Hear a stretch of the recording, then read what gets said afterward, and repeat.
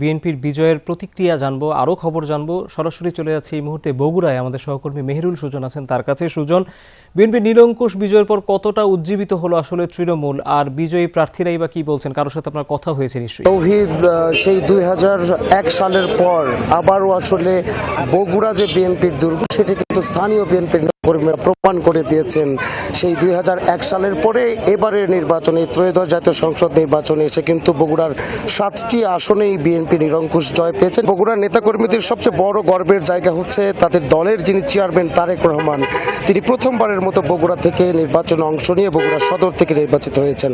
তৌহিদ, জানতে চাচ্ছিলেন যে নবনির্বাচিত সংসদ সদস্যরা কি করছেন বা তারা জনগণের কতটুকু কাছাকাছি গেলেন ভোটের পরের দিন। আমি এই মুহূর্তে রয়েছি বগুড়া 4 আসনে কাহালু উপজেলার দরগাহাট বাজার এলাকায় রয়েছে। আমি কিছুক্ষণ আগে এখানে এসে দেখছিলাম যে এই আসনের যিনি নবনির্বাচিত সংসদ সদস্য মোশাররফ হোসেন, তিনি কিন্তু এলাকায় এলাকায় যাচ্ছেন এবং স্থানীয় যে বাসিন্দারা রয়েছেন, তার ভোটার যারা রয়েছেন, তাদের সাথে কুশল বিনিময় করছেন। আমি সংসদ সদস্য মোশাররফ হোসেনের কাছে একটু জানতে চাইব, তিনি বিপুল ভোটে দ্বিতীয়বারের মতো এই আসনে নির্বাচিত হয়েছেন। এই আসনকে ঘিরে তার কি পরিকল্পনা? বিশেষ করে গেল 17 বছর বগুড়া রাজনৈতিক প্রতিহিংসার শিকার হয়ে বঞ্চিত ছিল, তারা আসলে নিরঙ্কুশ জয় পেয়েছেন বগুড়ার 7টি আসনে। কি করবে এবার বিএনপি বগুড়ার মানুষের জন্য, জানতে চাই নবনির্বাচিত সংসদ সদস্য মোশাররফ হোসেনের কাছে। ধন্যবাদ আপনাকে। আমরা বলতে চাই যে বিগত 17 বছর আমরা যে বৈষম্যের শিকার হয়েছি, সেই বৈষম্য থেকে বেরিয়ে এসে কাহালু নন্দীগ্রাম এই সংসদীয় আসনকে মডেল হিসেবে গড়ে তুলতে চাই। আপনারা জানেন যে এই অঞ্চলের মানুষ অত্যন্ত বিএনপি প্রিয়। আমাদের এই অঞ্চলের মানুষ এতটাই বন্ধুপ্রিয় এবং দলপ্রিয়, তারা সবসময় কিন্তু দলের জন্য নিজের জীবন দিতে প্রস্তুত। 2018 সালের 30শে ডিসেম্বর যে নির্বাচন হয়, নেতাকর্মীদের জীবন দিয়েও তারপরে তাদের কিন্তু নির্বাচনী আমেজটা ঠিক রেখেছিল। ওই সময় আমি এমপি নির্বাচিত হয়েছিলাম 6 জনের একজন। এবার আবার দ্বিতীয়বার যখন তারা আমাকে নির্বাচিত করেছে, আমার নির্বাচনী এলাকার মানুষের কাছে আমার অনেক দায়। এই দায়টা আমি পূরণ করতে চাই।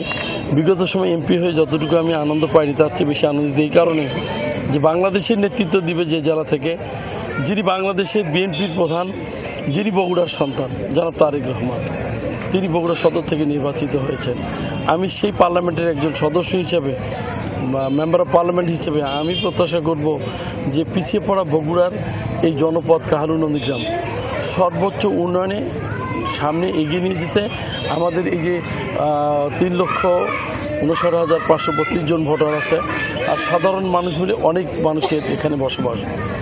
আমি চাই শিক্ষা সংস্কৃতি এই নগরী, আমাদের কৃষি এবং মৎস্যর যে নগরী, এটাকে আধুনিক করার জন্য সর্বোচ্চ প্রস্তুতি নেব এবং শিক্ষিত বেকার যুবকদের কর্মসংস্থান সৃষ্টিতে আমার প্রিয় নেতা জনাব তারেক রহমানের কাছে আমার আবেদন থাকবে। 17 বছরে যারা অনার্স মাস্টার্স করে বেরিয়েছে বিভিন্ন বিশ্ববিদ্যালয় থেকে, শুধু বগুড়ার কারণে তারা চাকরি থেকে বঞ্চিত হয়েছে, সকল সুযোগ সুবিধা থেকে বঞ্চিত হয়েছে। সেই বঞ্চনাগুলো থেকে আপনারা বগুড়াবাসীকে মুক্তি দিতে চাচ্ছেন এবার। এবার সেটাই চাই নিশ্চয়ই। ধন্যবাদ আপনাকে।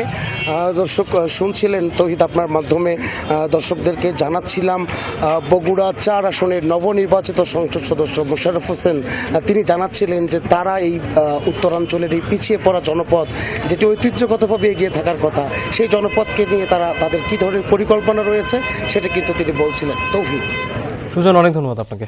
দাঁত কি ডিটারজেন্ট দিয়ে মাজেন? তাহলে ডিটারজেন্ট কিভাবে টয়লেটকে ঝকঝকে পরিষ্কার করবে? তাই বেস্ট এভার হারপিক ডিটারজেন্ট না, বেস্ট